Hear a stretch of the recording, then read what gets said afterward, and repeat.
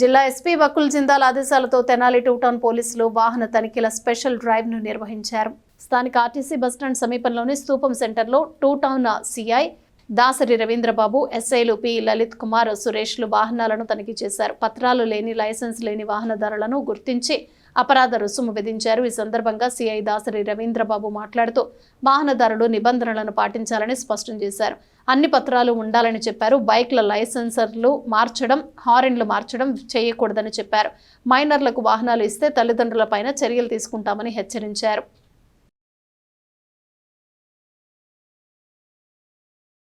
ఈరోజు గుంటూరు జిల్లా ఎస్పీ గారి ఆదేశానుసారం స్పెషల్ డ్రైవ్ కింద వెహికల్ చెకింగ్ నిర్వహిస్తున్నాం.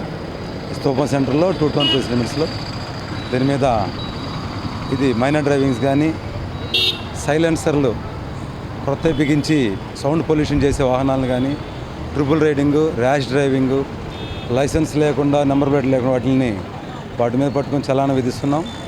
కాబట్టి ఎవరు తల్లిదండ్రులకు చెప్పేది ఏమంటే, లైసెన్స్ లేకుండా పిల్లలకు వాహనాలు ఇవ్వద్దు. అది తల్లిదండ్రుల మీద కూడా వాటి మీద చలానా విధించబడుతుంది. అదేవిధంగా సైలెన్సర్లు కొత్త బిగించి అనవసరంగా వాటి మీద కూడా కొత్త యొక్క వెహికల్స్ని రోడ్డు మీద తీసుకురావద్దు. అదేవిధంగా ట్రిపుల్ రైడింగ్ దయచేసి చేయొద్దు.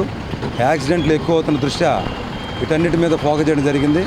వాహనదారులు వీటన్నిటి గురించి మీ యొక్క మోటార్ వెహికల్ యాక్ట్ ప్రకారం ఏ విధంగా అయితే ఉందో ఆ విధంగా ఫాలో